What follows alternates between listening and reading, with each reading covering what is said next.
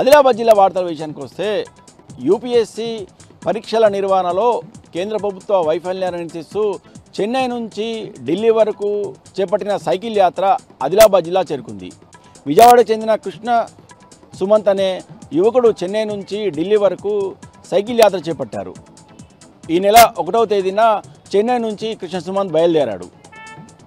Covid సమయంలో కేంద్ర ప్రభుత్వము వయసులో రిలాక్సేషన్ ఇవ్వకపోవడం వల్ల తాను నష్టపోయానని ప్రభుత్వ వైఖరిని నిరసిస్తూ ఈ సైకిల్ యాత్ర చేపట్టినట్టు కృష్ణ సుమంత్ వివరించాడు. ఇప్పటికైనా కేంద్ర ప్రభుత్వం యూపీఎస్సీ నిబంధనలో సడలింపులు ఇవ్వాలని ఈ సందర్భంగా డిమాండ్ చేశారు. కేవలము కేంద్ర ప్రభుత్వ వైఫల్యాన్ని ప్రభుత్వ దృష్టికి తీసుకురావడానికే ఈ సైకిల్ యాత్ర చేపట్టినట్టు కృష్ణ సుమంత్ వివరించారు.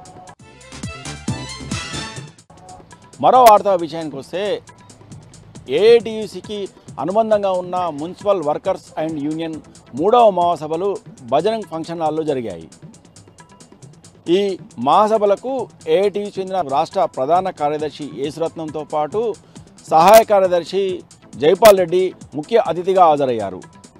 ఈ సందర్భంగా ఏఐటీయూసీకి సంబంధించిన కార్మిక జెండాను ఆవిష్కరించారు.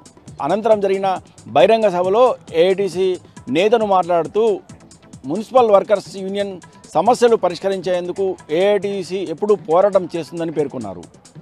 ప్రభుత్వము మున్సిపల్ వర్కర్ల సమస్యలు ఎప్పటికప్పుడు పరిష్కరించాలని ఈ సందర్భంగా డిమాండ్ చేశారు. లేని పక్షంలో ఏఐటీసీ పక్షాన కార్మికుల పక్షాన తాము పోరాటం కొనసాగిస్తామని ఈ సందర్భంగా పేర్కొన్నారు. ఇక నిర్మల్ జిల్లా వార్తల విషయానికి వస్తే నిర్మల్ జిల్లా కేంద్రంలోని కలెక్టర్ కార్యాలయంలో ఈరోజు 4 జిల్లాలకు సంబంధించిన అధికారులు, కలెక్టర్లు, ప్రజాప్రతినిధులతో జిల్లా ఇన్ఛార్జి మంత్రి సీతక్క కాంగ్రెస్ ప్రభుత్వం అమలు చేస్తున్న ప్రభుత్వ పథకాలపై సమీక్షా సమావేశం నిర్వహించారు.